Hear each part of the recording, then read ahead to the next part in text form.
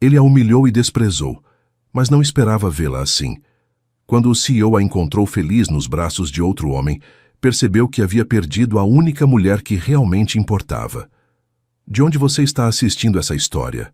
Se inscreve no canal e deixa o like para ver o momento em que ele implora pelo perdão dela. A sala de conferências estava mergulhada em um silêncio absoluto quando Valentim rasgou o relatório de Isadora ao meio, deixando que os papéis caíssem como confete sobre a mesa de mogno polida. O som ecoou pelo 12º andar do arranha-céu corporativo na Avenida Faria Lima, em São Paulo, enquanto dezenas de olhos observavam a cena com uma mistura de choque e constrangimento. Isadora sentiu o calor subir pelas bochechas, o nó na garganta apertando cada vez mais forte, mas manteve a postura ereta, os dedos entrelaçados sobre o colo para esconder o tremor que ameaçava denunciá-la. Aquela mulher de 32 anos havia dedicado os últimos 6 anos de sua vida àquela empresa de tecnologia, começando como estagiária e escalando cada degrau com suor, lágrimas e noites em claro. Sua resiliência era lendária entre os colegas. Ela nunca abandonava um projeto, não importava o quão impossível parecesse. Seu talento para análise de dados e estratégia de mercado havia salvado a empresa de 2 crises financeiras consecutivas.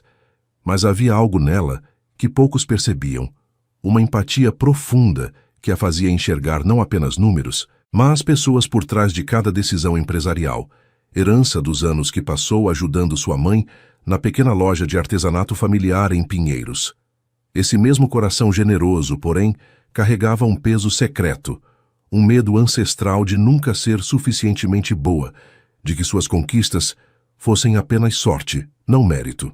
Os olhos de Isadora permaneceram fixos na pilha de papéis destroçados sobre a mesa. Cada folha representava semanas de trabalho, de noites analisando dados, de propostas inovadoras que poderiam revolucionar a estratégia da companhia. Agora, eram apenas fragmentos inúteis como sua dignidade parecia ter se tornado naquele momento. Algo a dizer, Isadora.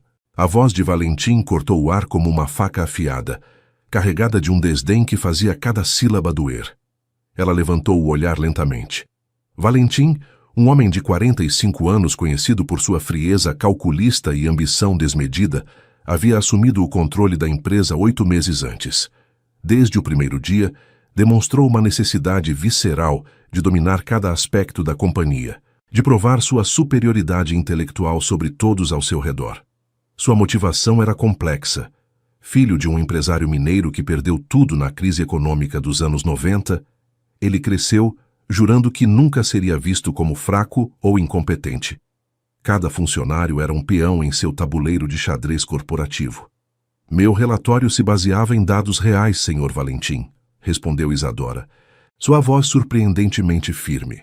Os números não mentem.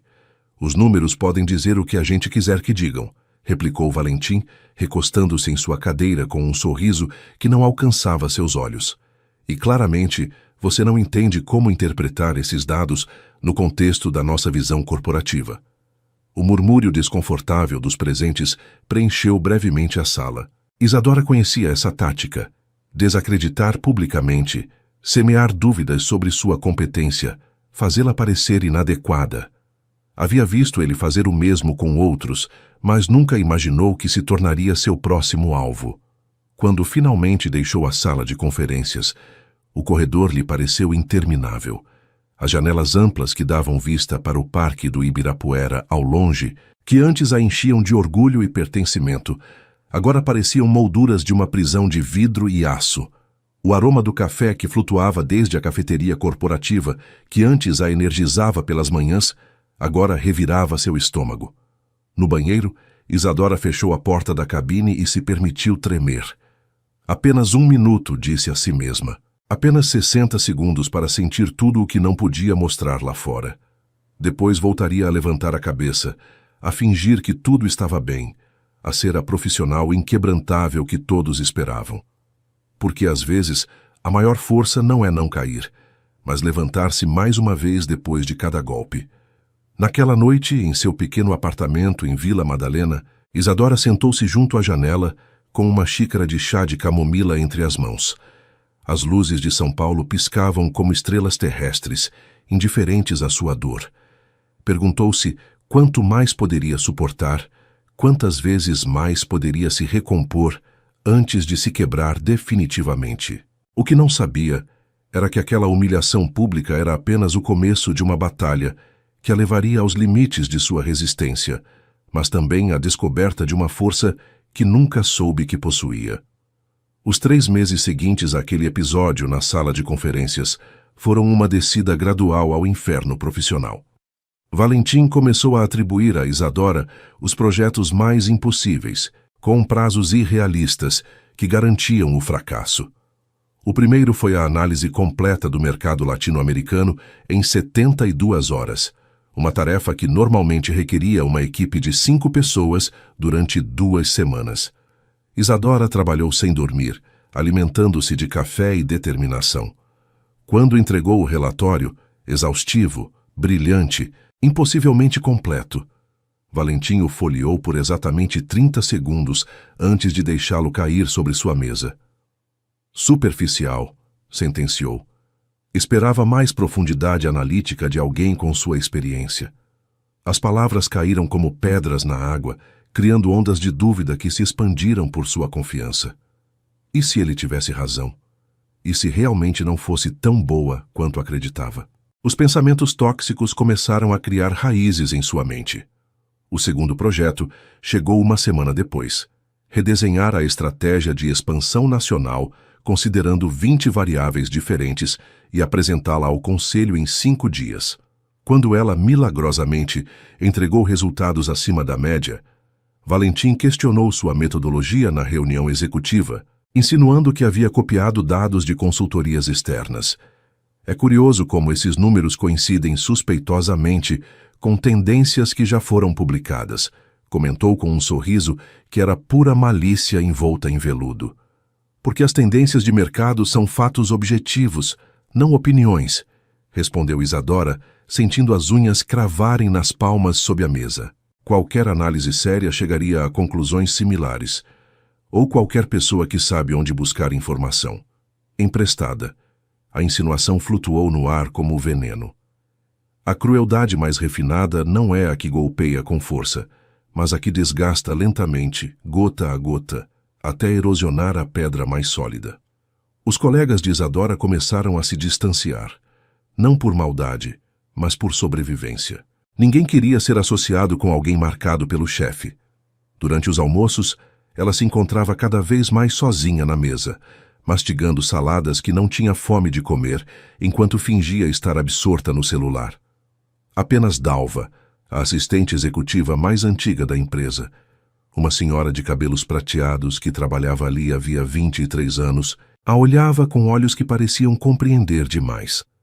Às vezes, Isadora surpreendia a mulher observando-a com uma mistura de compaixão e algo que parecia reconhecimento.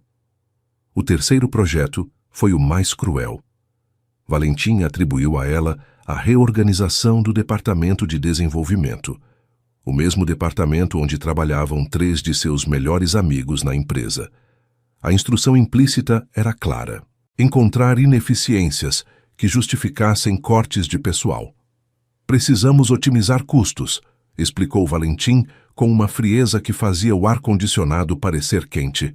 Confio que sua lealdade à empresa prevalecerá sobre sentimentalismos pessoais.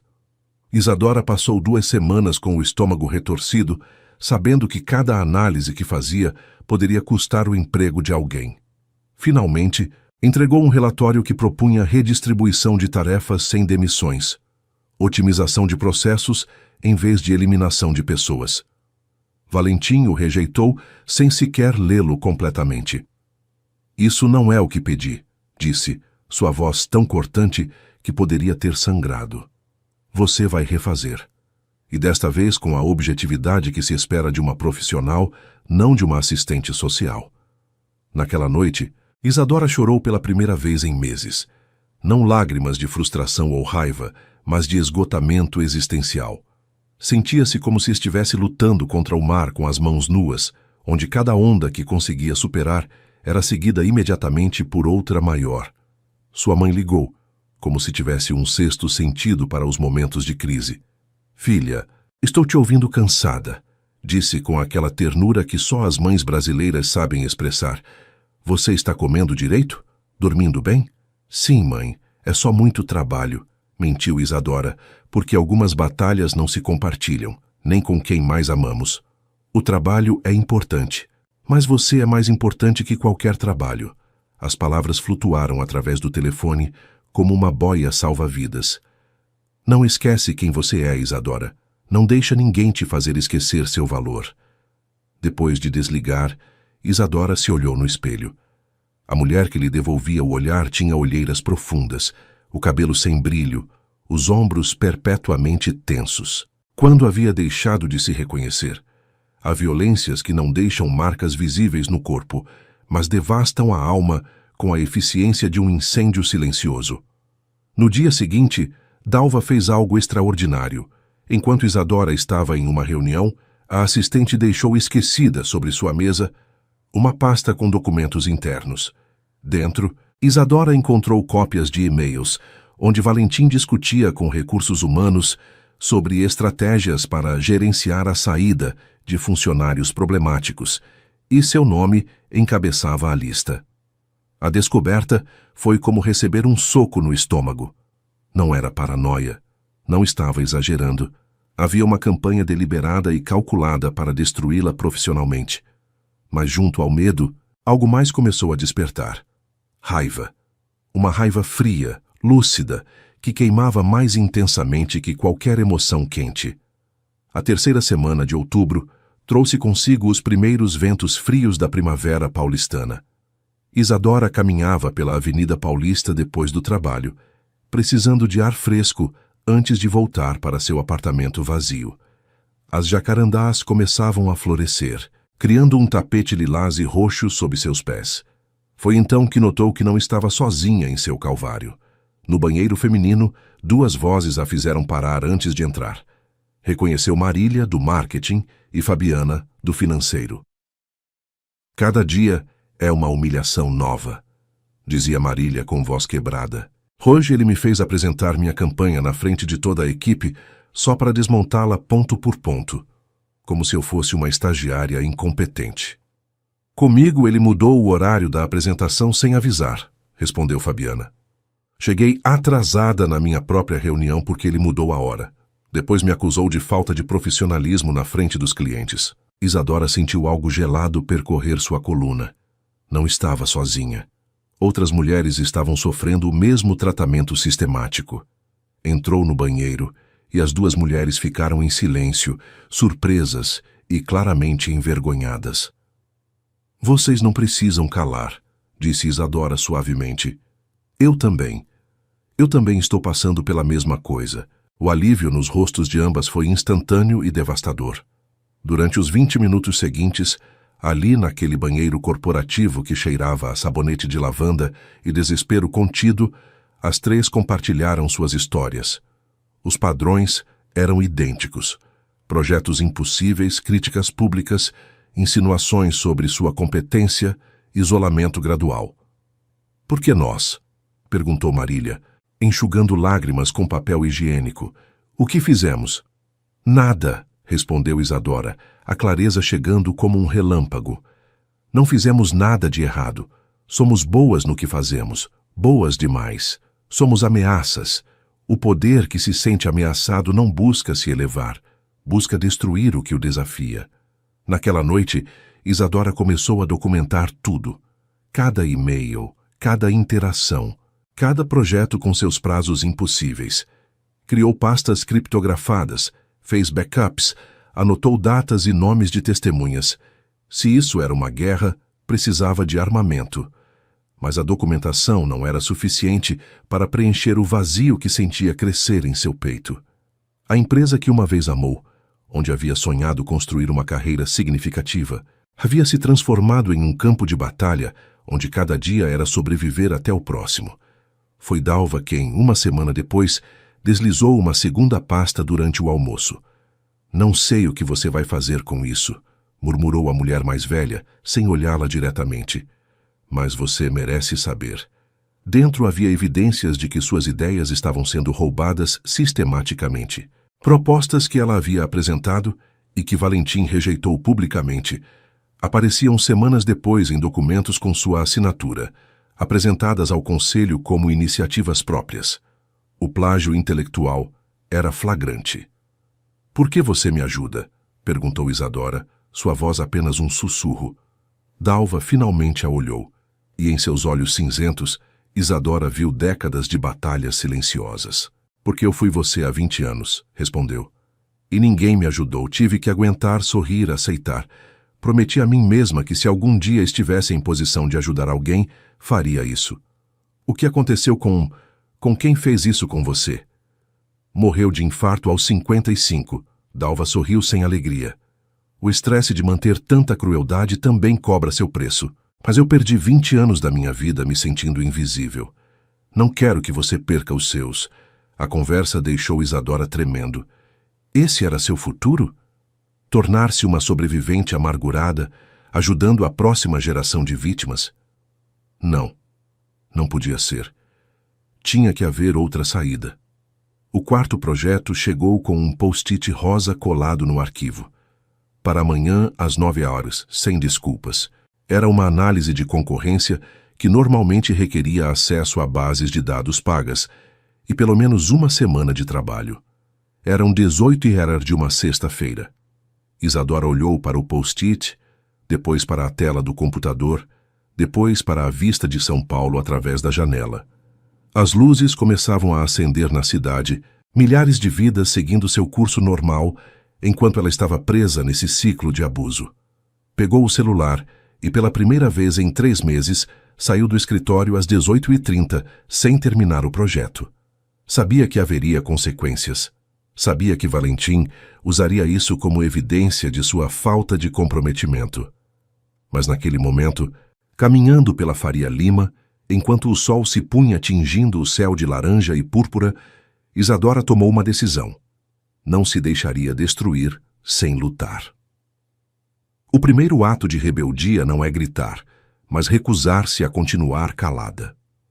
A cafeteria artesanal em Pinheiros cheirava a café recém-moído, canela e promessas de tranquilidade. Isadora havia descoberto aquele lugar por acidente 2 semanas atrás, escapando do escritório durante um almoço particularmente exaustivo. As paredes de tijolinho aparente, as plantas suspensas que criavam pequenas cascatas de verde e a música suave de bossa nova criavam um oásis no meio do caos urbano. Era uma tarde chuvosa de setembro, quando tudo mudou.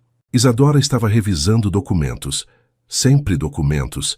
Sua vida havia se tornado uma interminável procissão de folhas, com números e palavras que começavam a perder significado. O som da chuva batendo contra as vidraças criava uma melodia hipnótica. Não viu o homem se aproximar com seu café até que foi tarde demais. O líquido escuro se derramou sobre seus papéis em câmera lenta, espalhando manchas marrons que absorviam gráficos e tabelas. "Meu Deus, desculpa mesmo." A voz era profunda, genuinamente mortificada. Isadora levantou a vista e se deparou com os olhos mais verdes que havia visto na vida. Verdes como o mar de Angra dos Reis em dia de sol, com pequenas manchas douradas que pareciam capturar a luz. Tudo bem", respondeu automaticamente, embora claramente não estivesse. 3 horas de trabalho arruinadas. Não está tudo bem." O homem já estava limpando freneticamente com guardanapos seus movimentos desajeitados de nervosismo. "Deixa eu compensar. Posso te pagar outro café? Imprimir esses documentos? Comprar um notebook novo?" Apesar de si mesma, Isadora sentiu um pequeno sorriso se formar em seus lábios. Era a primeira vez em semanas que algo lhe parecia genuinamente divertido. "Um café vai servir." Chamava-se Tomás. Era consultor de sustentabilidade corporativa. Trabalhava com propósito e transformação organizacional. Enquanto esperavam o barista preparar as bebidas, ele explicou com uma paixão contagiante como ajudava empresas a criar culturas mais humanas. "Meu pai trabalhou 30 anos em uma fábrica têxtil no ABC Paulista", contou Tomás, e algo em sua voz ficou mais suave, mais vulnerável. Era um homem forte, cheio de vida, mas o ambiente tóxico, o estresse constante, as humilhações diárias, consumiram ele. Teve um colapso nervoso aos 50 anos. Precisaram aposentá-lo antecipadamente. Sinto muito, murmurou Isadora, sentindo um nó na garganta. Foi aí que decidi dedicar minha carreira a isso, continuou Tomás, seus olhos verdes intensos. Para que nenhuma outra família precise ver alguém que ama se destruir por causa de um trabalho. Para que as empresas entendam que produtividade e humanidade não são inimigas. Isadora o escutou falar por 1 hora. Não sobre teorias abstratas, mas sobre pessoas reais, transformações concretas, batalhas ganhas e perdidas no mundo corporativo. Havia algo em sua forma de ver o trabalho, não como um fim em si mesmo, mas como um meio para que as pessoas florescessem, que ressoava profundamente nela. Quando finalmente se despediram, Tomás entregou seu cartão. Se algum dia precisar conversar sobre transformação organizacional, disse com um sorriso que enrugava os cantos de seus olhos. Ou se simplesmente precisar que alguém derrame café nos seus documentos de novo. Aparentemente sou muito bom nisso. Isadora riu. Uma risada real que saía de algum lugar profundo que havia esquecido que existia. Às vezes, os encontros mais significativos chegam disfarçados de acidentes. Não planejou voltar àquela cafeteria na terça-feira seguinte às 6 da tarde. Simplesmente se encontrou ali, e Tomás também estava. Não planejou contar sobre sua situação no trabalho, mas quando ele perguntou educadamente como estava, as palavras começaram a fluir. Não tudo. Não os detalhes mais humilhantes, mas o suficiente para que ele entendesse a prisão invisível em que vivia. Tomás não fez o que todos faziam, não deu conselhos não solicitados, não minimizou sua experiência com frases feitas sobre aguentar ou não deixar isso te afetar. Em vez disso, fez algo revolucionário. A escutou. Realmente a escutou. Isso não deveria estar acontecendo com você, disse finalmente sua voz firme. O que você descreve é assédio moral sistemático. E não é sua culpa. As palavras caíram sobre Isadora como chuva em terra seca. Quanto tempo havia passado acreditando, em algum canto escuro de sua mente, que talvez fosse culpa dela? Que se fosse melhor, mais forte, mais inteligente, isso não estaria acontecendo? Não sei o que fazer, admitiu, e foi libertador dizer em voz alta. Se eu pedir demissão, ele vence. Se eu fico, ele me destrói lentamente. Há outras opções, respondeu Tomás. Mas primeiro você precisa decidir uma coisa. O que faria se não tivesse medo? A pergunta a desarmou completamente. O que faria se não tivesse medo? Naquela noite, sozinha em seu apartamento, Isadora se permitiu sonhar. Imaginou-se livre das correntes corporativas, usando suas habilidades para algo que importasse. Imaginou-se ajudando outros a escapar de situações tóxicas, transformando empresas de dentro para fora. A imagem era tão clara, tão real, que doía, porque parecia impossível. Mas Tomás havia plantado uma semente, e as sementes, com o cuidado adequado, têm a tendência de crescer. As terças e quintas às 6 da tarde se tornaram um ritual sagrado. Sempre a mesma cafeteria, sempre a mesma mesa junto à janela. Às vezes conversavam sobre trabalho, outras vezes sobre a vida em São Paulo, sobre livros que amavam, sobre a ironia de ambos odiarem Chuchu numa cultura que o venerava. O aroma de café passado na hora e pão de queijo que Tomás sempre pedia começou a representar segurança para Isadora, um refúgio das tempestades corporativas. Lentamente, sem que ela percebesse o momento exato em que aconteceu, Tomás se tornou mais que um confidente. Tornou-se um espelho que refletia não a versão destroçada de si mesma que via no escritório, mas a mulher que havia sido e podia voltar a ser. Os anjos nem sempre chegam com asas. Às vezes chegam desajeitados, derramando café e oferecendo exatamente as palavras que precisamos ouvir. A segunda-feira de manhã, Isadora chegou ao escritório para encontrar sua mesa vazia. Completamente vazia. Seus objetos pessoais, a foto de sua mãe, a suculenta que mantinha viva contra todas as probabilidades, seus cadernos de anotações, haviam desaparecido. O coração parou. Havia sido demitida sem sequer notificá-la? Ah, aí está você! A voz de Valentim a fez girar bruscamente. Recursos Humanos precisava da sua mesa para o novo coordenador de projetos. Te realocamos. A realocação resultou ser uma baia no canto mais afastado do escritório, junto ao depósito, sem janelas, com um computador que era claramente mais antigo que os demais, e tão longe das outras equipes que bem poderia estar em outro planeta. Era uma declaração clara. Você é invisível. Não importa. Isadora passou aquele dia em estado de choque silencioso. Quando Marília passou por seu novo espaço e a viu, as lágrimas simplesmente brotaram de seus olhos.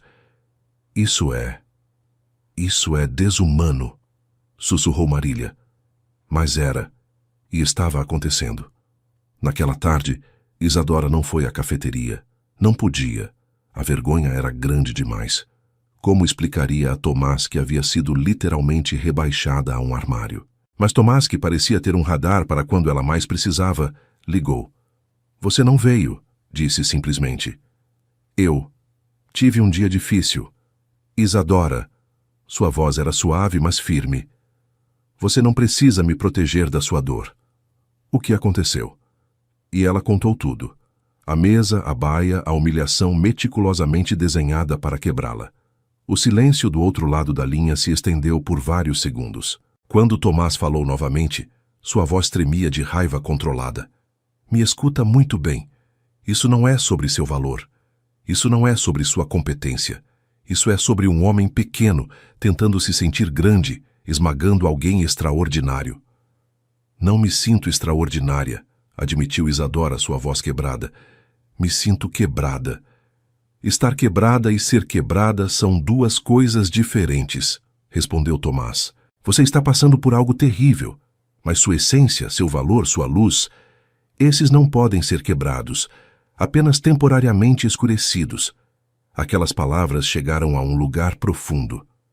Estou tentando acreditar nisso, sussurrou Isadora. Realmente estou. Eu sei, e você não precisa fazer isso sozinha. Tomás a beijou suavemente quando se encontraram mais tarde. Vamos construir uma vida onde descansar não seja um luxo, mas uma necessidade respeitada. Naquela noite, Isadora tomou uma decisão. Inscreveu-se em um curso noturno de liderança ética na FGV. Se ia sair disso, precisava lembrar quem era além daquela empresa, além da opinião de Valentim. A primeira aula foi reveladora. O professor, um homem mais velho com cabelo branco e olhos penetrantes, começou com uma pergunta simples. Quantos de vocês estão aqui porque alguém os fez sentir que não eram suficientes? Quase todas as mãos se levantaram. Ótimo, sorriu. Então estão no lugar certo, porque a liderança ética começa quando decidimos que nossa humanidade não é negociável. Isadora conheceu pessoas fascinantes naquele curso, empreendedores que haviam renunciado a carreiras lucrativas para seguir seus propósitos, professores que ensinavam em escolas de comunidades, ativistas que lutavam por causas que a maioria considerava perdidas. Todos tinham algo em comum. Haviam escolhido significado sobre segurança. A coragem não é a ausência de medo. É decidir que há coisas mais importantes que o medo. Valentim, é claro, descobriu suas atividades extracurriculares. Confrontou-a em uma reunião individual, seu rosto uma máscara de desaprovação. Me preocupa seu comprometimento com esta empresa, Isadora, disse, com um tom que pretendia ser paternal, mas que soava apenas condescendente. Investir tempo em cursos externos enquanto seu desempenho aqui é questionável. Meu desempenho é excelente e você sabe disso, respondeu Isadora, surpreendendo-se com a firmeza em sua voz. Cada projeto que você me atribuiu, eu completei acima dos padrões. Segundo sua avaliação, sorriu Valentim friamente. Mas as avaliações de desempenho são subjetivas, e as minhas pintam um quadro muito diferente. A ameaça implícita flutuou no ar entre eles. Ele controlaria a narrativa. Suas conquistas seriam reescritas como fracassos. Naquela noite, Isadora chorou nos braços de Tomás. Haviam progredido de café para jantares ocasionais, de conversas profissionais para confissões pessoais. Ele nunca pressionava, nunca invadia seus limites, apenas oferecia uma presença constante e acolhedora. Tenho medo, admitiu ela contra seu ombro. Medo de ficar, medo de sair, medo de que se eu pedir demissão, tudo pelo que trabalhei não signifique nada. O trabalho de anos não se invalida por onde termina, respondeu Tomás, acariciando seu cabelo. Suas conquistas são reais, seu talento é real. A única coisa que não é real é a narrativa que ele está construindo sobre você. Mas essa narrativa é a que vai ficar no meu arquivo, soluçou Isadora. É a que outros verão, não se você construir sua própria narrativa mais forte. Tomás a afastou suavemente para olhá-la nos olhos. Isadora, eu vi como você é. Sua ética, sua inteligência, sua empatia. O mundo precisa de pessoas como você em posições de liderança. E se esta empresa não consegue ver isso, então não merece ter você. As palavras eram lindas, mas o medo continuava real. Pedir demissão significava incerteza financeira, significava admitir derrota, significava que Valentim havia vencido, ou significava que ela havia escolhido sua dignidade sobre seu desespero. A gota que transbordou o copo chegou numa terça-feira cinzenta de novembro. Isadora foi convocada para uma reunião surpresa com Valentim e a diretora de recursos humanos, uma mulher chamada Helena que sempre parecera profissional, mas distante. Estivemos revisando seu desempenho dos últimos meses, começou Helena, evitando o contato visual. E há preocupações significativas. Colocou um documento na frente de Isadora. Era uma avaliação de desempenho. Cada métrica estava marcada como abaixo das expectativas ou precisa de melhoria significativa. Era uma obra-prima de ficção corporativa. Isso não é preciso, disse Isadora, sua voz surpreendentemente calma. Superei cada objetivo que me foi atribuído. As métricas quantitativas não contam toda a história, interveio Valentim. Há preocupações sobre sua atitude, seu trabalho em equipe, sua receptividade ao feedback. Minha receptividade ao feedback. Isadora sentiu algo quente e furioso crescer em seu peito. Você se refere a quando questionei decisões que eram eticamente problemáticas? Quando apontei que suas otimizações significariam demitir pessoas que têm famílias para sustentar? Sua emotividade é exatamente o problema, respondeu Valentim com um sorriso frio. Os negócios requerem objetividade. Seus sentimentos pessoais obscurecem seu julgamento profissional. Quantas vezes a empatia é punida chamando-a de fraqueza, a ética chamando-a de ingenuidade, a humanidade chamando-a de emotividade. O que vocês querem que eu faça? Perguntou Isadora diretamente olhando para Helena. Claramente esta reunião tem um propósito. Helena olhou desconfortável para Valentim antes de responder. Estamos implementando um plano de melhoria de desempenho. Você terá 90 dias para demonstrar melhorias significativas nas áreas identificadas. Era uma sentença de morte profissional disfarçada de oportunidade. Os planos de melhoria de desempenho eram notoriamente a antessala da demissão. Criariam padrões impossíveis de cumprir, documentariam cada pequena falha e depois teriam a justificativa legal para encerrar seu contrato. Isadora pegou o documento com mãos que não tremiam. Não porque não estivesse assustada, mas porque algo mais forte que o medo havia tomado controle. Entendo, disse simplesmente. Há mais alguma coisa? A surpresa nos rostos de ambos foi evidente. Claramente esperavam lágrimas, súplicas ou pelo menos defensividade. Não, respondeu Valentim quase decepcionado. É tudo. Isadora caminhou de volta para sua baia-depósito com a cabeça erguida. Uma vez dentro, fechou os olhos e respirou profundamente 3 vezes. Então, com dedos firmes, começou a escrever um e-mail. O e-mail não era para recursos humanos. Era para 3 advogados trabalhistas que havia contatado discretamente 2 semanas atrás. Anexou todos os documentos que havia compilado. Os projetos impossíveis com prazos absurdos, as avaliações contraditórias, as evidências de plágio de suas ideias, os depoimentos de Marília e Fabiana sobre o padrão de assédio. Também copiou tudo em 3 pendrives que guardou em lugares diferentes. Não confiava que seus arquivos digitais estivessem seguros. Naquela tarde, na cafeteria, Tomás a encontrou estranhamente serena. Aconteceu algo, observou sentando-se à sua frente. Me colocaram num plano de melhoria de desempenho, respondeu Isadora, e viu a raiva se acender em seus olhos verdes. É o princípio do fim. Vão me demitir de qualquer jeito. Só estão construindo o caso legal. Isadora, sinto tanto.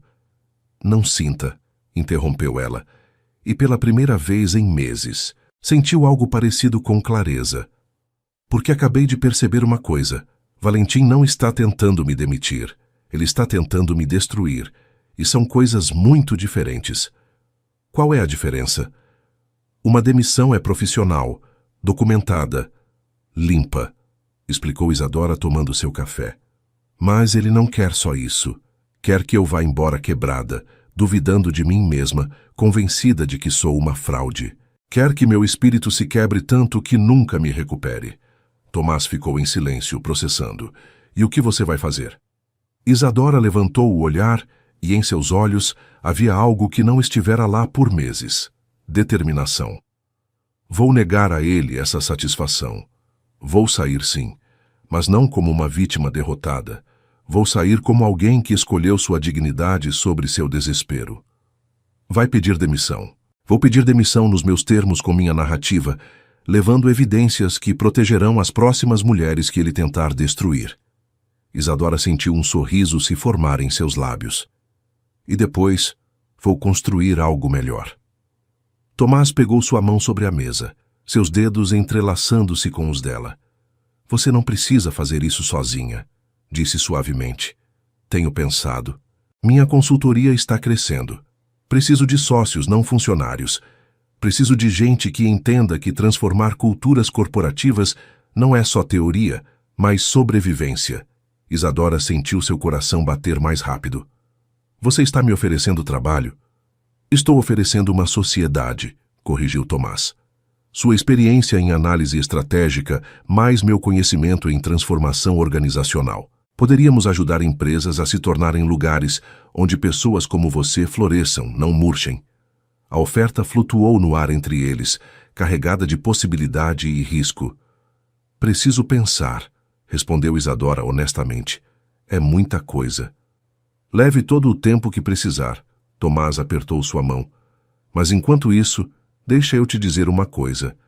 Esses meses vendo você lutar essa batalha, vendo sua resistência, sua ética inabalável mesmo quando seria mais fácil desistir, só confirmaram o que soube desde que derramei café nos seus documentos. O quê? Que você é extraordinária e que qualquer organização que não consegue ver isso é simplesmente cega. Isadora sentiu lágrimas picarem em seus olhos, mas desta vez eram diferentes, não de dor, mas de algo que se parecia perigosamente com esperança. Às vezes, o final de um capítulo é exatamente o começo que precisávamos o tempo todo. Isadora passou 3 dias preparando sua carta de demissão. Não a carta emocional que escreveu e apagou uma dúzia de vezes, cheia de acusações e dor, mas a carta profissional, clara e contundente que merecia escrever. Mas preparou algo mais. Um dossiê completo com evidências de assédio moral sistemático, manipulação de avaliações de desempenho e criação de ambiente de trabalho tóxico. Não como vingança, mas como verdade. Não apenas por ela, mas por Marília, Fabiana, Dalva e todas as mulheres que viriam depois. Na sexta-feira de manhã, Isadora vestiu seu terno mais elegante, azul marinho, impecavelmente passado. Maquiou-se com cuidado, não para parecer diferente, mas para parecer exatamente como era. Profissional, competente, inquebrantável. Chegou cedo antes de Valentim. Colocou sua carta de demissão em um envelope lacrado sobre sua mesa. Depois esperou. Quando ele chegou, o silêncio no escritório era palpável. Todos pareciam sentir que algo importante estava prestes a acontecer. Valentim abriu o envelope com uma expressão de curiosidade divertida, que lentamente se transformou em algo mais sombrio enquanto lia. Isadora havia escrito: Por meio desta, apresento minha renúncia formal ao cargo de gerente sênior de estratégia, efetiva em 30 dias conforme estipulado em meu contrato. Durante meus 6 anos nesta empresa, contribuí com análises estratégicas que geraram mais de 15 milhões de reais em novas receitas. Salvei a companhia de 2 crises financeiras significativas mediante identificação precoce de riscos de mercado e mentorei 12 profissionais júnior que agora ocupam posições de liderança.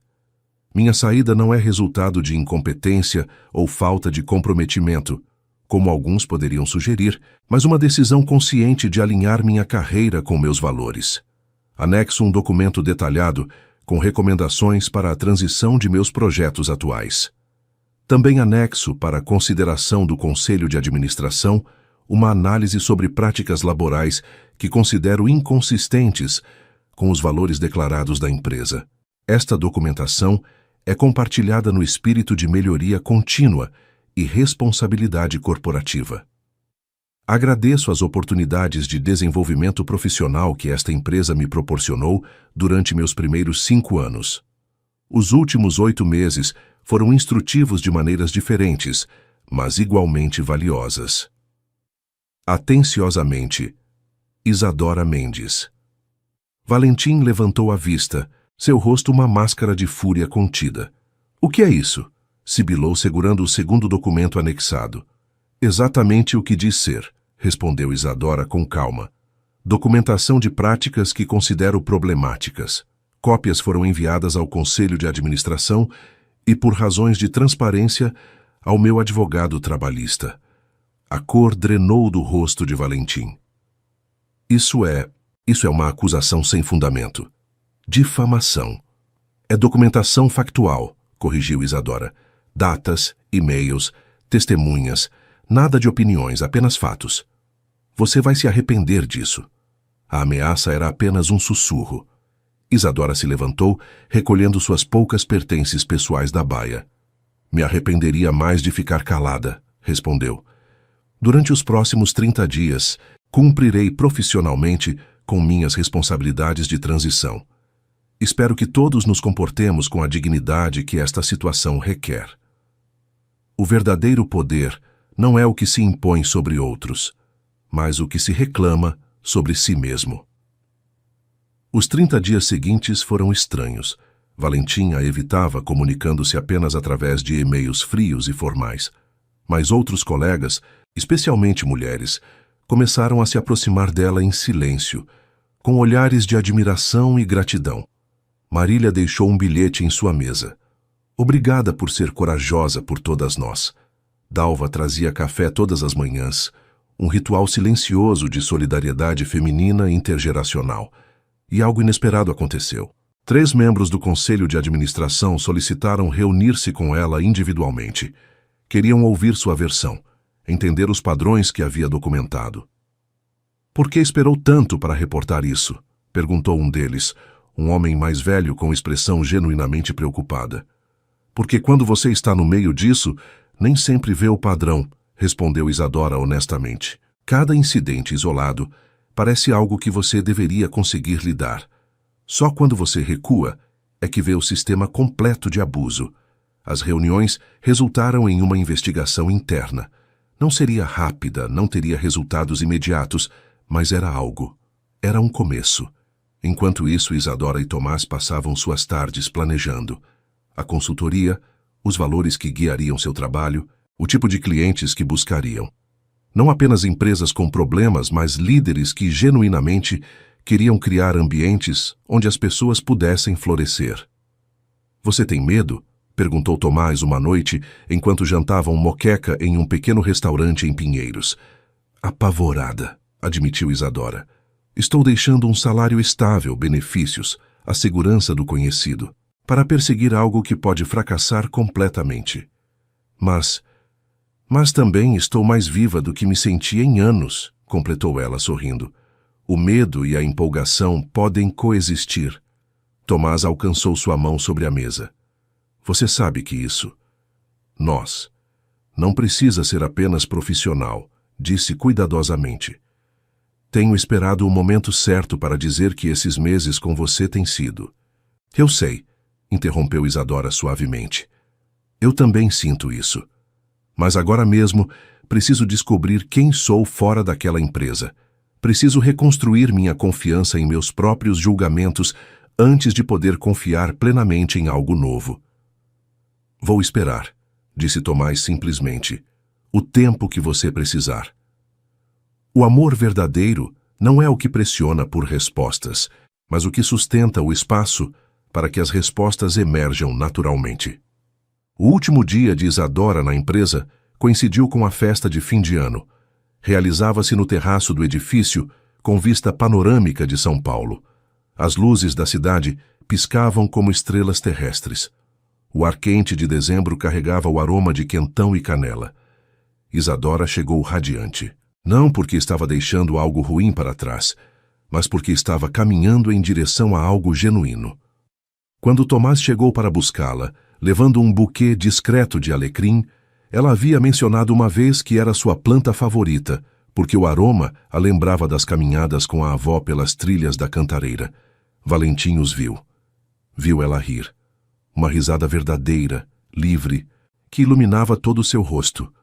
Viu a forma como ela olhava para Tomás com gratidão e afeto genuínos. Viu nela uma versão que nunca conseguira enxergar durante todos aqueles meses. Uma mulher completa, poderosa, não apesar de sua gentileza, mas por causa dela.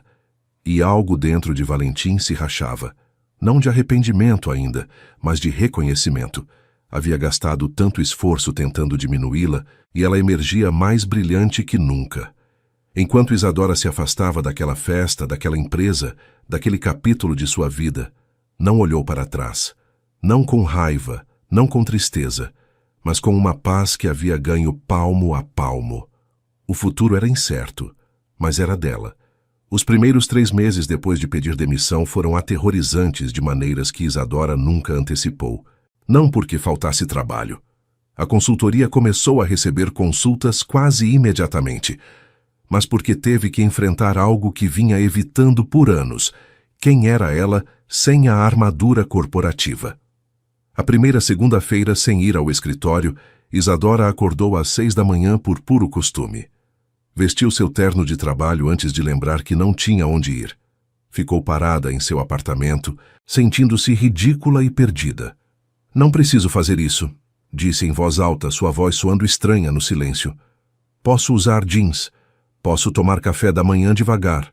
Posso simplesmente ser. Mas, simplesmente ser, acabou sendo mais difícil que qualquer projeto corporativo.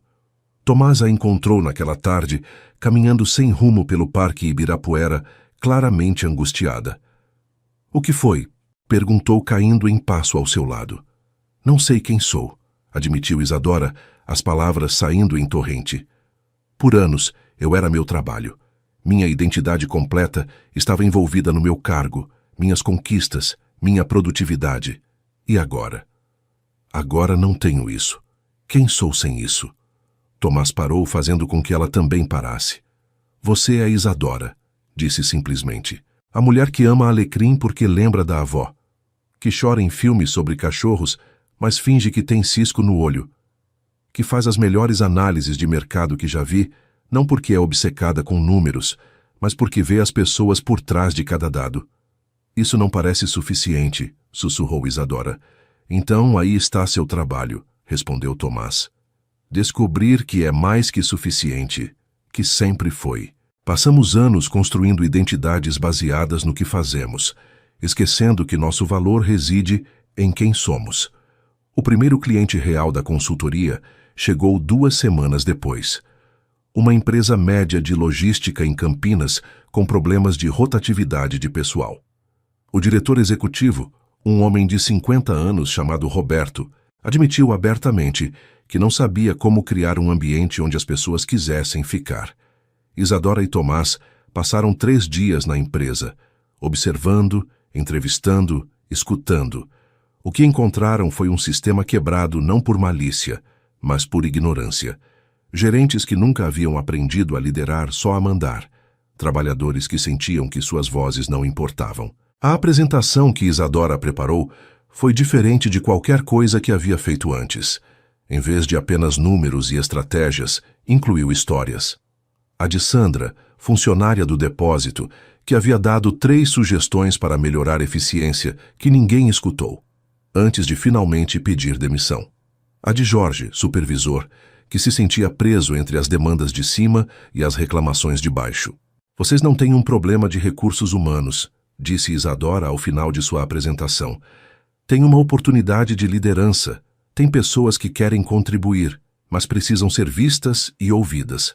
Roberto a olhou com lágrimas nos olhos. Ninguém nunca me falou assim antes, admitiu. Como se as pessoas realmente importassem mais que as margens de lucro.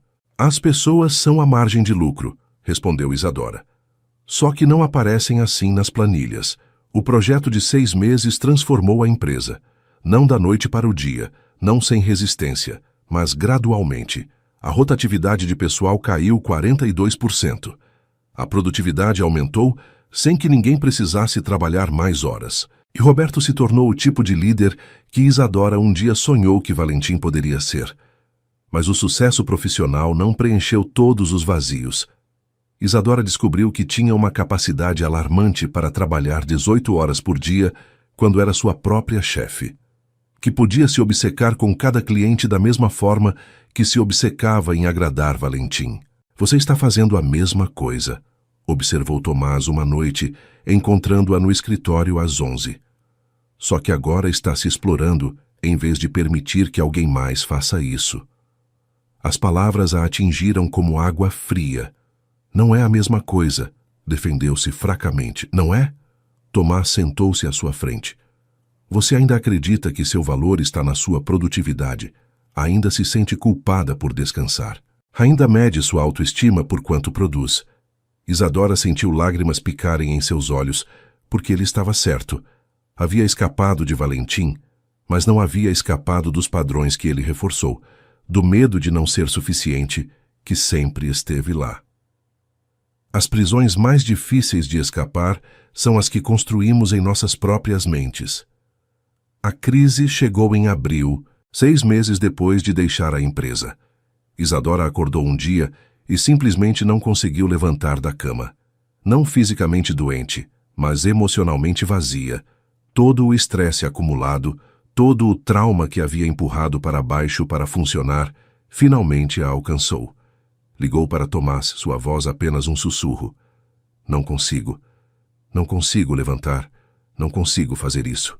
Ele estava lá em 20 minutos, não com soluções ou sermões, mas com presença. Sentou-se na beira de sua cama e simplesmente esteve ali. Tudo bem não estar bem, disse suavemente. Tudo bem desmoronar.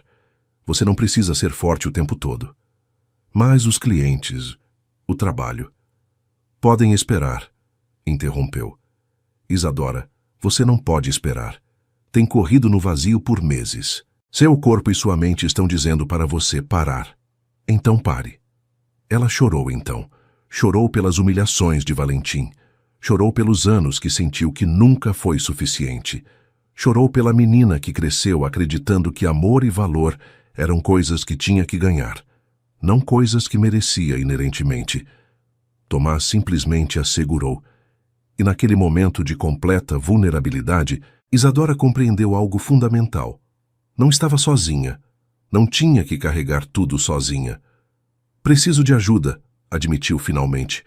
Acho que preciso de terapia. Então vamos encontrar um bom terapeuta, respondeu Tomás. E vamos levar as coisas dia a dia. O colapso não é o fim. Às vezes é exatamente o começo que precisamos para nos reconstruir de forma mais sólida. A terapeuta de Isadora era uma mulher chamada Cecília, com cabelo grisalho cortado em um corte Chanel elegante e olhos que pareciam ver através de todas as defesas. Seu consultório cheirava a lavanda e estava cheio de plantas que criavam uma sensação de segurança orgânica. Me fale da sua primeira memória de sentir que não era suficiente, disse Cecília em sua primeira sessão. Isadora pensou por um longo momento. Eu tinha 8 anos. Meu pai acabava de deixar minha mãe. Lembro de pensar que se eu tivesse sido melhor filha, mais inteligente, mais bonita, mais alguma coisa, talvez ele tivesse ficado. E o que sua mãe disse sobre isso? Que a partida dele não tinha nada a ver comigo. que ele simplesmente não sabia amar de forma consistente. Isadora sentiu o nó familiar na garganta, mas uma parte de mim nunca acreditou nisso. Então você passou 24 anos tentando provar que era suficiente, observou Cecília. Quando será evidência suficiente? A pergunta a deixou sem palavras. Durante as semanas seguintes, Isadora começou a desmantelar as crenças que havia construído sobre si mesma. Cada sessão era como descascar camadas de uma cebola, revelando verdades que doíam, mas que também libertavam. Descobriu que sua necessidade de perfeição não era ambição, mas medo. Que sua incapacidade de dizer não era generosidade, mas a crença de que seu valor estava em quão útil podia ser. Que havia confundido ser amada com ser necessária. Paralelamente, algo estava acontecendo com a consultoria. Tomás insistiu que ela tirasse 1 mês de descanso real, sem e-mails, sem trabalho. Ele cuidaria de tudo. Mas, Isadora, ou você descansa agora voluntariamente, ou seu corpo vai forçá-la a descansar de forma muito mais dramática, disse firmemente. E como seu sócio e alguém que se importa profundamente com você, não vou permitir que você se queime completamente. Então Isadora fez algo revolucionário. Descansou. Realmente descansou. Passou dias inteiros lendo romances sem se sentir culpada. Caminhou por São Paulo sem rumo, redescobrindo sua cidade. Visitou sua mãe em Pinheiros, permitindo-se ser filha em vez de sempre ser a forte. Sua mãe, Raquel, a recebeu na pequena loja de artesanato que havia gerenciado por 30 anos. O cheiro de tecido e lavanda encheu os sentidos de Isadora com memórias de infância. Você está diferente, observou Raquel, estudando o rosto de sua filha. Mais suave, menos tensa. Estou tentando desaprender algumas coisas, admitiu Isadora. Como o quê? Como que tenho que ganhar o amor? Como que meu valor está no que produzo? Como que descansar é fraqueza? As palavras fluíram mais facilmente do que esperava. Raquel deixou o tecido que estava dobrando e pegou as mãos de sua filha. Minha filha, sabe quando mais te amei? Seus olhos se encheram de lágrimas.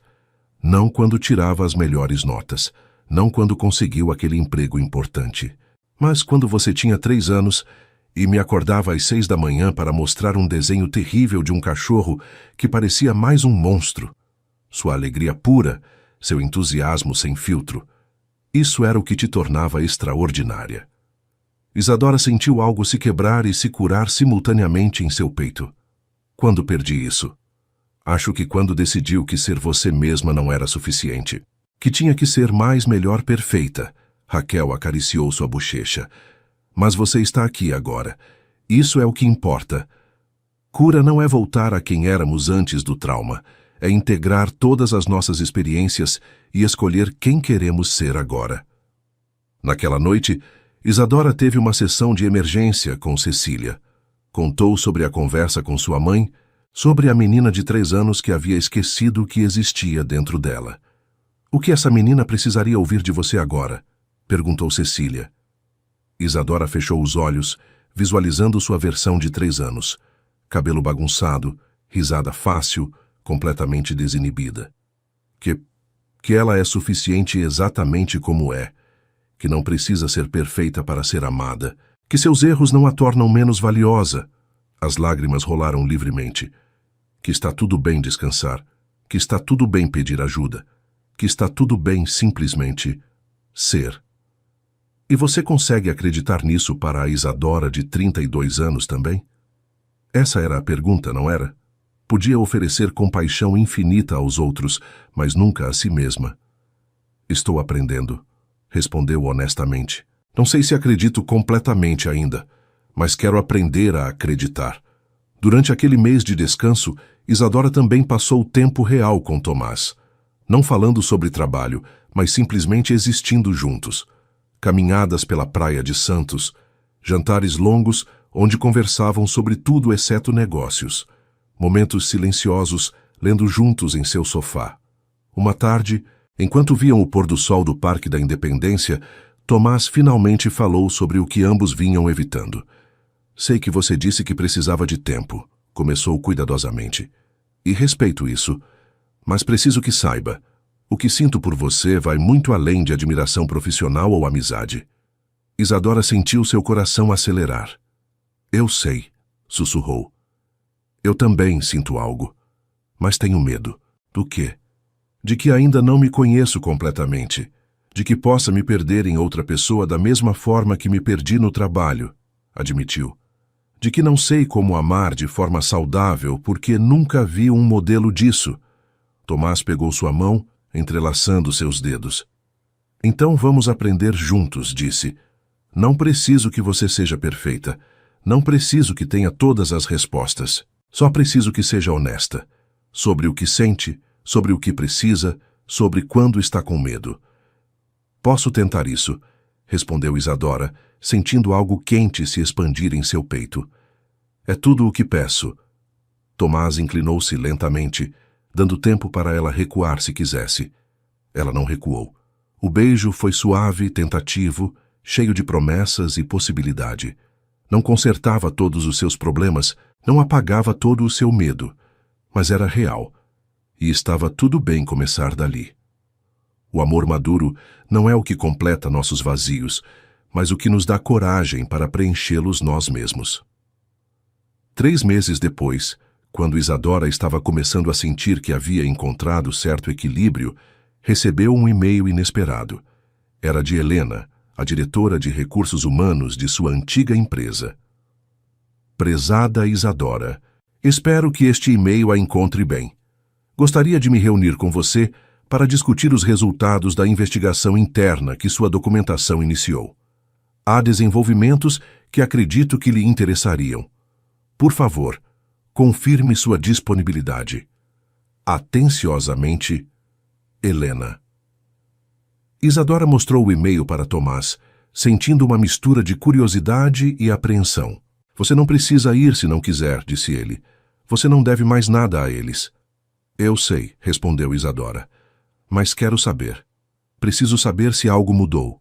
A reunião foi agendada para a terça-feira seguinte, em uma cafeteria neutra, longe do escritório. Helena chegou pontual com olheiras que sugeriam noites sem dormir. Obrigada por vir, começou sem os preâmbulos corporativos habituais. Primeiro, preciso me desculpar. Eu sabia que algo não estava certo. Vi os sinais e escolhi não ver. Isadora sentiu uma pontada de emoção, mas manteve a compostura. O que mudou? Sua documentação desencadeou uma investigação completa. Entrevistamos 43 funcionários atuais e antigos. Helena tirou uma pasta. Os padrões que encontramos eram devastadores. Você não era a única. Valentim havia criado um ambiente sistemático de intimidação, particularmente direcionado a mulheres que ele considerava ameaçadoras. E? Isadora sentiu seu coração bater mais rápido. O conselho pediu a renúncia dele há 2 semanas. Ele recusou. Então foi demitido por justa causa, sem indenização, sem referências positivas. Helena olhou diretamente para Isadora. Sua coragem ao documentar tudo, ao não sair em silêncio, protegeu futuras funcionárias de passar pelo mesmo. Isadora deveria ter sentido triunfo, justiça vingativa, mas tudo o que sentia era uma tristeza profunda. Ele aprendeu alguma coisa? Ou está apenas bravo porque foi pego? Honestamente, não sei, admitiu Helena, mas essa não é sua responsabilidade. Sua responsabilidade era consigo mesma, e você a cumpriu. Por que está me contando isso? Perguntou Isadora. Porque você merece saber o impacto que teve. E por quê? Helena hesitou. O Conselho está implementando mudanças significativas, novos protocolos contra assédio, treinamento obrigatório de liderança, canais anônimos de denúncia, e queriam saber se você estaria disposta a nos consultar nesse processo. A ironia não passou despercebida por Isadora. A empresa que a havia expulsado agora queria sua ajuda. Preciso pensar, respondeu. Isso é muita coisa. Naquela noite, Isadora caminhou sozinha pela orla da Marginal Pinheiros. As luzes refletindo na água criavam um padrão hipnótico, levando e trazendo claridade em um ciclo eterno. Seu telefone tocou. Era um número desconhecido. Quase não atendeu, mas algo a fez responder. Isadora. A voz era familiar, mas transformada. Valentim. Seu corpo tensionou automaticamente. Como conseguiu meu número? Precisava. Ele soava quebrado, nada como o homem arrogante que conheceu. Precisava falar com você. Sei que não tenho direito. Sei que provavelmente deveria desligar agora mesmo. Então por que está ligando? Um silêncio longo. Porque meu terapeuta diz que tenho que enfrentar o dano que causei. E você? Você foi quem mais machuquei. Isadora sentiu raiva fervendo em seu peito. Não preciso fazer parte do seu processo de cura, Valentim. Não te devo meu perdão para que você possa se sentir melhor. Eu sei. Sua voz se quebrou. Não estou pedindo perdão, só. Precisava que soubesse que finalmente vejo o que fiz. Não só com você, mas com tantas pessoas. E estou devastado por isso. Há revelações que chegam tarde demais. Desculpas que não podem desfazer o dano já causado. Por que fez isso? As palavras saíram antes que pudesse detê-las. Por que eu especificamente? Outro silêncio. Porque você via através de mim, admitiu Valentim. Todo mundo via o executivo de sucesso. Você via o homem assustado tentando provar que valia alguma coisa. E isso me apavorava. Então tentei destruir o espelho em vez de me olhar nele. Isadora sentou-se num banco, sentindo o peso da verdade naquelas palavras. Você está em terapia agora, observou. 4 vezes por semana. Também estou num grupo de homens trabalhando comportamentos abusivos. Fez uma pausa. Perdi minha carreira, Isadora. Provavelmente nunca mais trabalharei em liderança corporativa. Minha reputação está arruinada. E mereço isso. Sim, merece, concordou Isadora sem crueldade, apenas honestidade. Algum dia você poderá me perdoar. A vulnerabilidade em sua voz era crua. Isadora olhou para as águas do rio, que continuavam seu fluxo eterno. Perdão não é algo que você pode pedir ou que eu posso dar como um presente, disse finalmente. É um processo. E, francamente, não sei se vou chegar lá. Talvez algum dia. Talvez nunca. Mas não é para te fazer sentir melhor. Entendo. Valentim. Isadora surpreendeu-se com sua própria compaixão. Se realmente quer mudar, faça isso pelas pessoas que virão depois. Use o que aprendeu para garantir que nunca repita esses padrões. Essa seria a verdadeira reparação.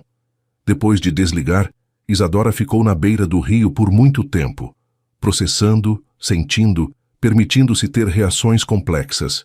Estava brava, estava triste, estava aliviada. Tudo ao mesmo tempo. Quando finalmente voltou para seu apartamento, Tomás estava esperando com chá quente e presença silenciosa. Está tudo bem? Perguntou. Não sei, admitiu Isadora. Ele ligou. Valentim. Diz que está em terapia, que entende o dano que causou. Como você se sente sobre isso? Confusa. Parte de mim quer que ele sofra eternamente. Outra parte só se sente triste. Pelo desperdício de tudo, por todas as vidas que afetou, incluindo a dele mesmo. Tomás a abraçou, sem tentar consertar ou mudar o que ela sentia. Você pode sentir as duas coisas, disse. A cura não é linear. O perdão não é obrigatório. E sua compaixão não significa que você tem que minimizar o que passou. Isadora se agarrou a ele, permitindo-se sentir toda a complexidade da situação. Às vezes, ver a humanidade de quem nos machucou não torna a dor menor, mas nos liberta de carregar a raiva como armadura. A decisão de consultar para sua antiga empresa foi difícil e levou semanas de deliberação. Finalmente, Isadora aceitou sob condições muito específicas: participação limitada, foco em sistemas, não em indivíduos, e com Tomás como co-consultor. O primeiro dia de volta ao prédio na Faria Lima, Isadora sentiu náuseas. Os mesmos corredores, as mesmas janelas, os mesmos cheiros de café e aromatizante. Mas ela era diferente. A equipe de liderança que a recebeu era quase completamente nova. Apenas 3 pessoas permaneciam da administração anterior. A nova diretora executiva era uma mulher chamada Beatriz, conhecida na indústria por seu foco em culturas corporativas saudáveis. Obrigada por dar uma chance a isso, disse Beatriz na primeira reunião. Sei que não foi fácil voltar. Estou aqui pelas Isadoras do futuro, respondeu ela honestamente. Pelas mulheres que não deveriam ter que passar pelo que passei. Durante as semanas seguintes, Isadora e Tomás conduziram entrevistas exaustivas. Conversaram com funcionários de todos os níveis, desde estagiários até executivos.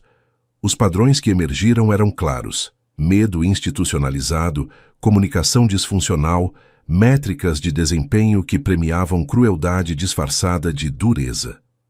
Mas também encontraram algo esperançoso: pessoas que genuinamente queriam mudar, que haviam estado esperando permissão para liderar diferente.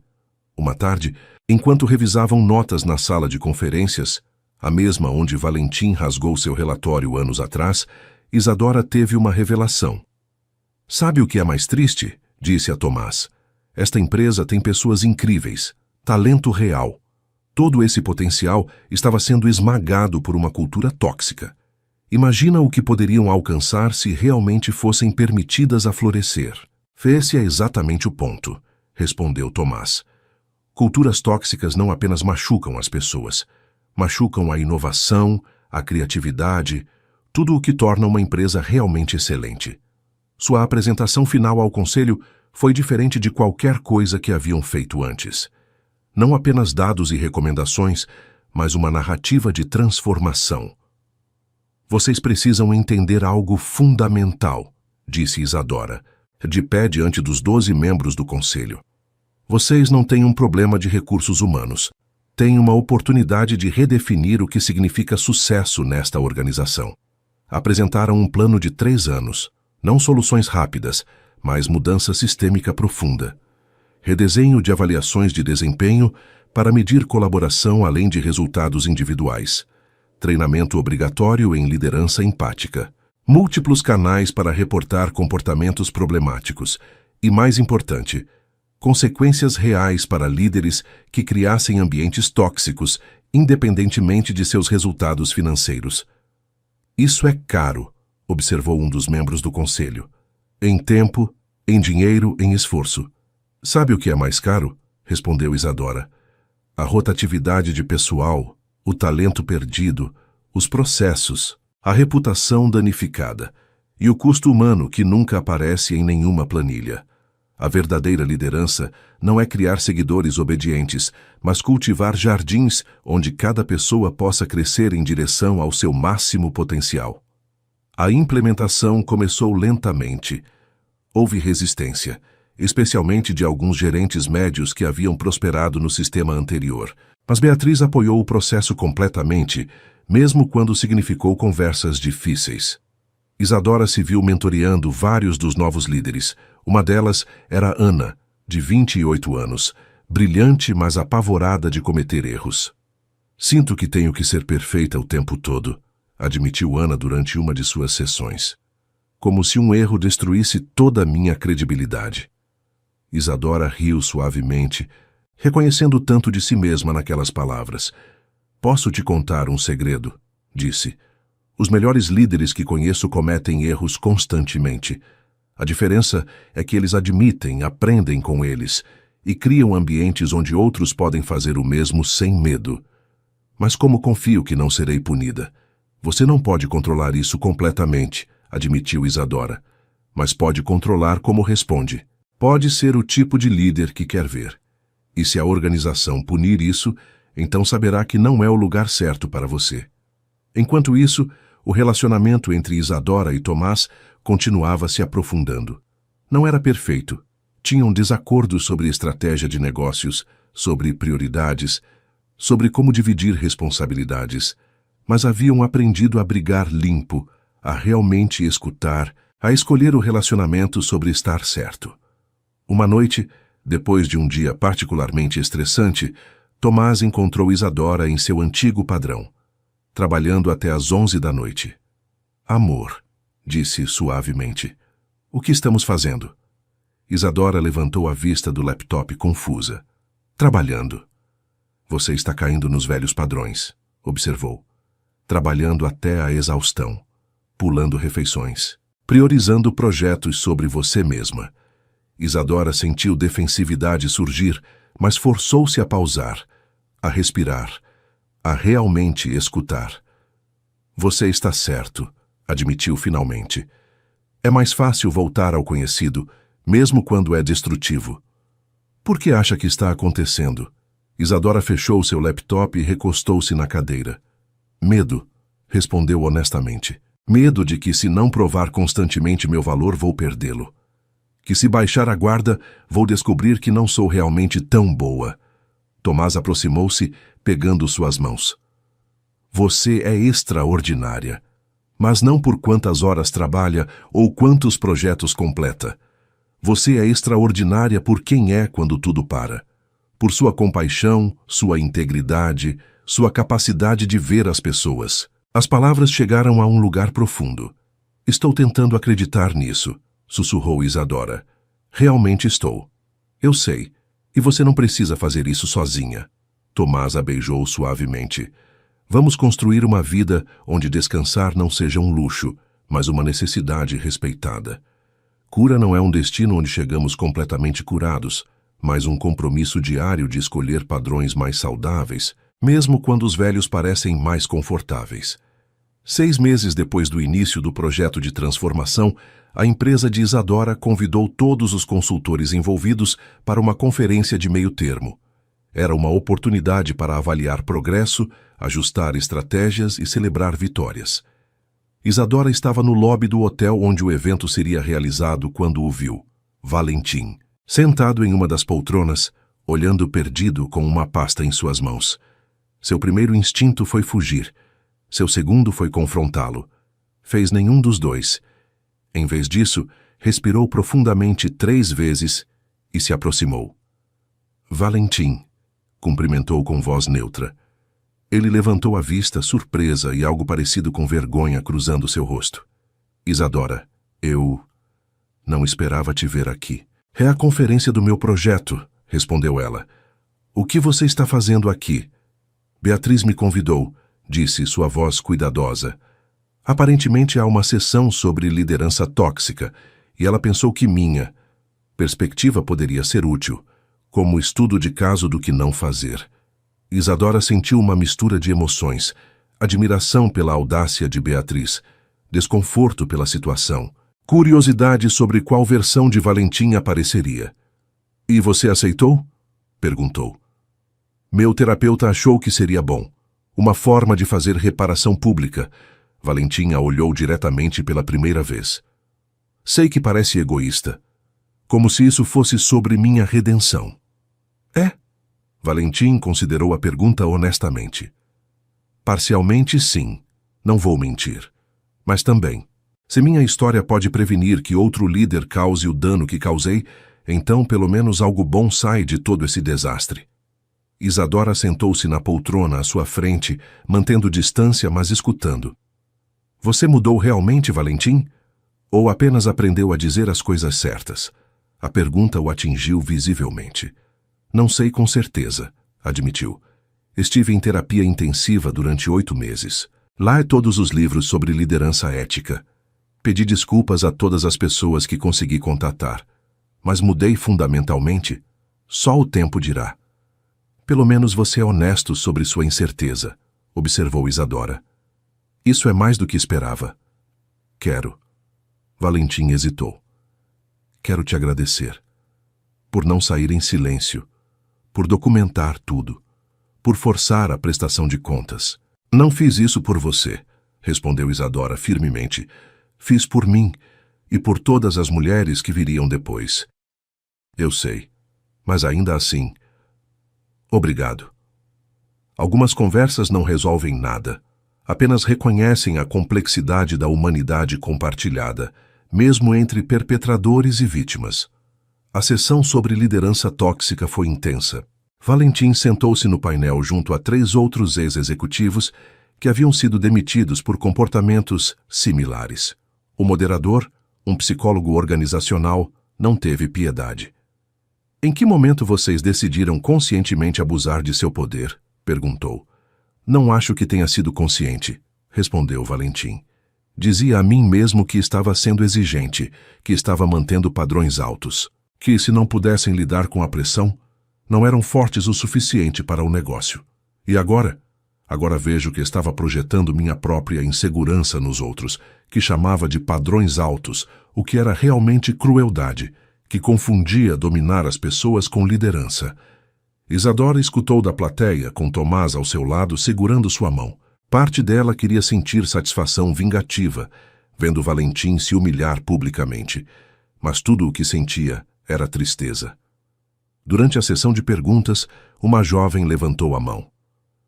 Como podemos saber se nosso chefe está cruzando a linha entre ser exigente e ser abusivo? Isadora surpreendeu-se levantando sua própria mão. O moderador a viu, reconhecendo quem era. Por favor, Isadora.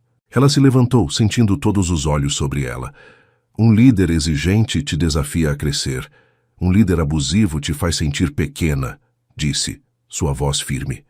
Um líder exigente cria padrões altos, mas alcançáveis. Um líder abusivo cria padrões impossíveis desenhados para seu fracasso. Um líder exigente te critica em privado. Um líder abusivo te humilha publicamente. E como você responde quando encontra um líder abusivo? Perguntou a jovem, claramente falando de experiência pessoal. Isadora olhou diretamente para Valentim antes de responder. Você documenta tudo, busca aliados e entende que o comportamento dele não diz nada sobre seu valor, apenas sobre as próprias inseguranças dele. Fez uma pausa. E se o sistema não te protege, você se protege, mesmo que isso signifique sair. A sala explodiu em aplausos. Isadora sentou-se, sentindo as mãos tremendo ligeiramente de adrenalina. Depois da sessão, Valentim aproximou-se dela uma última vez. Isso foi poderoso, disse. Obrigado por compartilhar sua perspectiva. Não fiz isso por você, repetiu Isadora. Mas espero que tenha escutado mesmo assim. Escutei. Valentim estendeu sua mão. Sei que não tenho direito de pedir isso, mas podemos pelo menos terminar em termos civis? Isadora olhou para a mão estendida. Tomás, ao seu lado, não interferiu, deixando a decisão completamente com ela. Finalmente, apertou a mão de Valentim em um cumprimento breve e formal. Civis, concordou, mas não amigos, e definitivamente não esquecidos. Entendido. Enquanto Valentim se afastava, Tomás abraçou Isadora. Como você se sente? Perguntou. Como se tivesse fechado um capítulo, respondeu. Não com um final feliz e arrumado, mas com o reconhecimento de que algumas coisas não têm resoluções perfeitas, e está tudo bem. O fechamento nem sempre é dramático. Às vezes é simplesmente a escolha consciente de parar de carregar um peso que nunca foi nosso para começar. Um ano depois de deixar a empresa, Isadora estava apresentando em uma conferência de liderança em Rio de Janeiro. O auditório estava lotado com mais de 500 pessoas, líderes de empresas de todo o Brasil e América Latina. Sua apresentação se intitulava Do Trauma Corporativo à Transformação, um Caso Pessoal. Há 18 meses, começou sua voz clara ecoando pelo espaço. Eu era uma funcionária altamente funcional com um segredo. Estava sendo destruída sistematicamente pelo meu ambiente de trabalho. Compartilhou sua história. Não todos os detalhes, mas o suficiente para que fosse real, humana, identificável. Falou sobre os sinais precoces que ignorou, sobre a síndrome do impostor que a fez questionar suas próprias experiências, sobre a coragem que exigiu documentar e denunciar. Mas esta não é apenas uma história sobre sobreviver, continuou. É uma história sobre transformar dor em propósito, sobre usar nossa experiência vivida para criar sistemas que protejam outros. Mostrou dados da transformação em sua antiga empresa. A rotatividade de pessoal havia caído 63%. A produtividade havia aumentado 42%. E mais importante, a pontuação de satisfação dos funcionários havia subido de 3,2 para 8, 7 em uma escala de 10.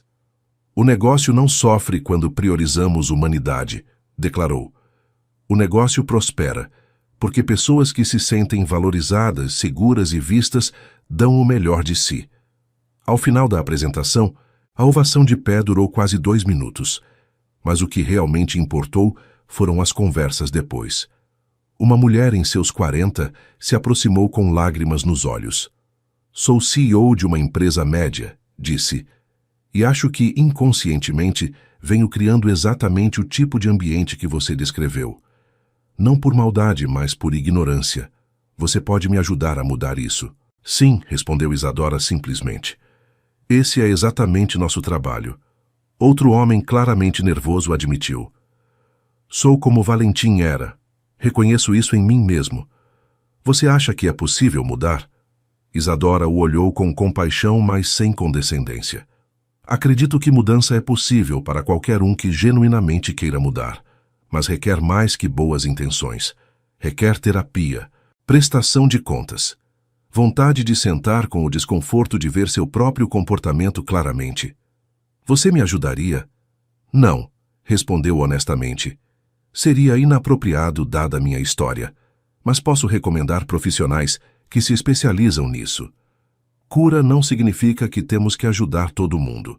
Às vezes, a maior cura é estabelecer limites claros sobre onde termina nossa responsabilidade.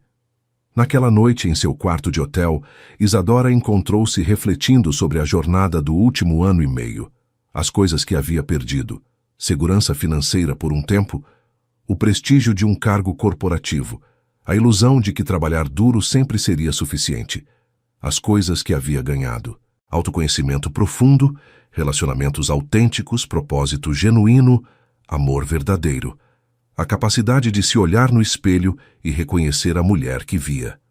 Seu telefone tocou. Era Tomás, que havia ficado em São Paulo por outro projeto. Como foi? Perguntou. Incrível, assustador. Poderoso, respondeu Isadora. Havia 500 pessoas ali, Tomás. 500 pessoas que agora têm informação para criar ambientes de trabalho mais humanos. Estou muito orgulhoso de você, disse ele, e ela podia ouvir o sorriso em sua voz. Sabe mais uma coisa? O quê? Te amo. Completamente, sem condições. Não pelo que você faz ou conquista, mas por quem você é quando não está provando nada a ninguém. As palavras a atingiram com uma força que a surpreendeu. Quanto caminho havia percorrido desde a mulher que acreditava que o amor tinha que ser ganho. Eu também te amo, respondeu sentindo a verdade disso ressoar em cada célula. E pela primeira vez na minha vida, acredito que mereço esse amor. Você sempre mereceu, disse Tomás suavemente. Só precisava acreditar você mesma. No dia seguinte, Isadora recebeu 17 solicitações de consultoria, 3 da América Latina, 5 de outras regiões do Brasil e 9 locais. Mais trabalho do que podiam lhe dar. Precisamos expandir, disse a Tomás naquela tarde por videochamada. Contratar consultores associados, criar um programa de certificação. Tem certeza? Perguntou Tomás. Isso significa menos controle direto, mais administração, menos trabalho direto com clientes. Isadora considerou cuidadosamente. 1 ano atrás teria dito sim imediatamente, impulsionada por ambição e a necessidade de provar seu valor. Agora. Quero fazer isso, disse finalmente, mas de forma sustentável, com limites claros sobre nossas horas, com cuidado de não replicar os mesmos padrões que estamos tentando mudar nos outros. Então vamos fazer direito, concordou Tomás. Que tal se eu volto amanhã e passamos o fim de semana inteiro sem falar de trabalho? Só nós, à praia, e lembrar por que estamos fazendo tudo isso. Parece perfeito, sorriu Isadora. O verdadeiro sucesso não se mede em conquistas acumuladas, mas na capacidade de viver de acordo com nossos valores enquanto perseguimos nossos sonhos. A expansão da consultoria foi deliberada e cuidadosa. Contrataram 3 consultores associados, todos com experiências pessoais de culturas tóxicas, que haviam transformado em missão. Criaram um código de ética estrito. Nunca prometeriam soluções rápidas. Nunca comprometeriam a verdade por contratos lucrativos. Sempre priorizariam o bem-estar dos funcionários sobre os lucros de curto prazo. E algo mais importante, praticaram o que pregavam. Horários flexíveis, salários transparentes, decisões compartilhadas, permissão explícita para desconectar completamente fora do horário de trabalho. Somos o modelo, explicou Isadora na primeira reunião de equipe. Se não conseguimos criar um ambiente de trabalho saudável para nós mesmos, não temos nenhum direito de aconselhar outros sobre como fazer isso. 6 meses depois, uma matéria de capa na Você S.A. os apresentou como a consultoria que está transformando a cultura corporativa brasileira. A publicidade foi avassaladora. Isadora, sentada em seu escritório lendo a matéria, sentiu algo que nunca havia experimentado antes: orgulho sem condições. Não estou orgulhosa, mas não, isso é bom, mas preciso fazer mais. Apenas orgulho puro. Tomás entrou, trazendo 2 xícaras de chá. Viu a matéria? Perguntou. Vi. Isadora sorriu. É surreal. Você merece isso, disse ele beijando sua testa. Tudo isso você merece. Finalmente estou começando a acreditar, admitiu ela. E era verdade. O trabalho em terapia, o apoio de Tomás, o propósito encontrado em seu trabalho, tudo havia contribuído para reconstruir uma autoestima que não dependia de validação externa. Naquela noite, Tomás lhe pediu em casamento. Não em um restaurante elegante ou em uma viagem exótica, mas em seu apartamento, de pijamas, depois de um jantar simples de estrogonofe. Sei que isso não é romântico segundo os padrões tradicionais, disse, ajoelhando-se com um anel simples de prata. Mas nossa história nunca foi tradicional. E quero passar o resto da minha vida construindo algo real com você. Não perfeito, mas real. Isadora chorou. Lágrimas felizes, libertadoras. Sim, respondeu. 1000 vezes sim. O amor verdadeiro não chega para nos salvar. Chega para caminhar ao nosso lado enquanto nos salvamos a nós mesmos. 18 meses depois de sua renúncia, Isadora e Tomás se casaram em uma cerimônia íntima em uma fazenda restaurada nos arredores de Campos do Jordão. O jardim cheirava a jasmim e lavanda, exatamente como ela sempre imaginou. Não foi um casamento grande. 60 pessoas, todas significativas. Sua mãe, Raquel, chorou durante toda a cerimônia. Dalva, sua antiga aliada corporativa, estava lá, um símbolo das conexões que sobrevivem além do trauma compartilhado. Marília e Fabiana também vieram, agora ambas em novos trabalhos, onde finalmente podiam florescer. Até Beatriz, a nova CEO de sua antiga empresa, compareceu, trazendo notícias de que a transformação continuava se aprofundando. A cultura que estão construindo lá é incrível, relatou Beatriz durante o coquetel. E tudo começou porque você se recusou a ficar calada. Valentim não foi convidado, não porque Isadora guardasse rancor, mas porque alguns capítulos pertencem ao passado, honrados, mas fechados. Durante a cerimônia, quando chegou o momento dos votos, Isadora falou não apenas para Tomás, mas para todos os presentes. Durante anos acreditei que meu valor estava no que podia produzir, em quão perfeita podia ser, enquanto podia aguentar sem me quebrar. Começou sua voz clara e forte. Passei por um fogo que ameaçou me consumir completamente, mas em vez de me destruir, me transformou. Olhou para Tomás, seus olhos verdes brilhando com lágrimas não derramadas. Você me mostrou que amor verdadeiro não é resgate, é testemunha. É sustentar o espaço enquanto alguém se salva a si mesmo.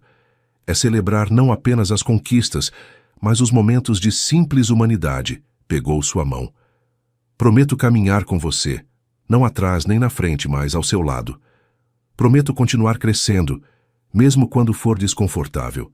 Prometo te amar não só nos momentos fáceis, mas especialmente nos difíceis. Tomás respondeu com seus próprios votos, igualmente comoventes. Mas foi a troca simbólica que realmente capturou o significado do dia.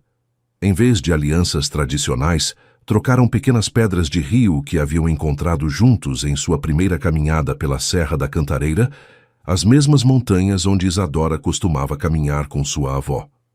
Essas pedras foram suavizadas pela água durante anos, explicou Tomás. Não quebradas por ela, mas polidas até revelar sua beleza natural. É assim que te vejo. Não apesar do que passou, mas mais linda por causa disso. Cura não significa que a dor nunca existiu. Significa que transformamos a dor em sabedoria, a ferida em força, a escuridão em luz que pode guiar outros. A festa continuou até tarde, com música brasileira e risadas que flutuavam no ar de verão. Isadora dançou com sua mãe, com Tomás com suas amigas. Em um momento, olhando ao redor do jardim cheio de pessoas que genuinamente a amavam, sentiu-se tomada por gratidão. Não gratidão pelo que aconteceu, nunca estaria agradecida pelo abuso, mas gratidão por quem havia se tornado do outro lado disso. Pela capacidade de sentir alegria profunda depois de ter conhecido tristeza profunda. Pela habilidade de confiar depois de ter sido traída. Pela coragem de amar depois de ter sido ferida. Semanas depois, de volta em São Paulo, Isadora recebeu um e-mail inesperado. Era de uma jovem de 23 anos, chamada Clara. Prezada Isadora. Vi sua palestra no YouTube. Estou passando exatamente pelo que você descreve. Meu chefe me humilha constantemente. Questiona minha competência, me dá projetos impossíveis. Tenho medo de sair, medo de ficar, não sei o que fazer. Mas ver você, ouvir você, saber que sobreviveu e prosperou, me dá esperança. Você poderia me aconselhar? Obrigada por ser corajosa publicamente. Você nos dá permissão de sermos corajosas também. Clara. Isadora leu o e-mail 3 vezes, sentindo a responsabilidade e o privilégio disso. Agendou uma ligação com Clara sem custo, porque havia estado exatamente onde ela estava. Não posso te dizer o que fazer, disse durante sua conversa.